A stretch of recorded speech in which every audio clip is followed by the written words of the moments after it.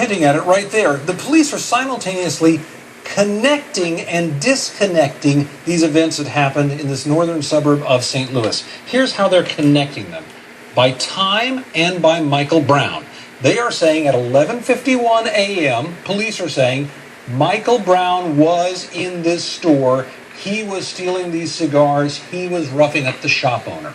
And they're saying 11:51 to 12:01, 10 minutes later, Michael Brown was on this street, and it was only 10 minutes later, and they're saying on that street, this is the same place that they're disconnecting it. They're saying while Michael Brown was here, just as you noted, the police officer on this same street had no idea the man he was encountering was suspected in this alleged robbery moments earlier, Aaron.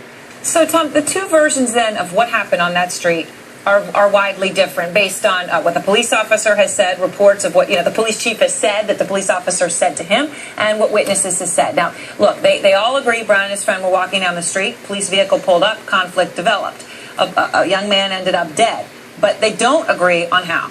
They do not agree on how. Let's look at one version here. This is going to first be the version told by police. What police are saying is this officer came up here, he spoke to these young men in some fashion, and they say that Brown basically came in and confronted this officer, that he pushed the officer back into his car, striking him in some fashion, that he would not have anything to do with the officer, reached in, started fighting the officer, trying to take his gun.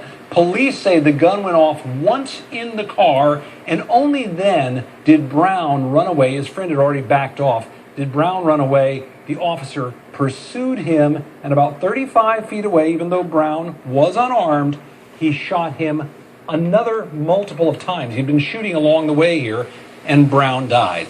That's the police version. But let me just reset this real quickly and tell you the version being told by this friend who is along with Michael Brown and some of the other witnesses there. They're saying they were walking here. The officer came up, cursed at them and said, "Get on the sidewalk." And when they didn't immediately comply, the officer whipped his car in right in front of them and tried to open his door into Brown. That's their account. And when he hit Brown with his car door, then he reached out and grabbed Brown and started yanking him into the car, threatening him.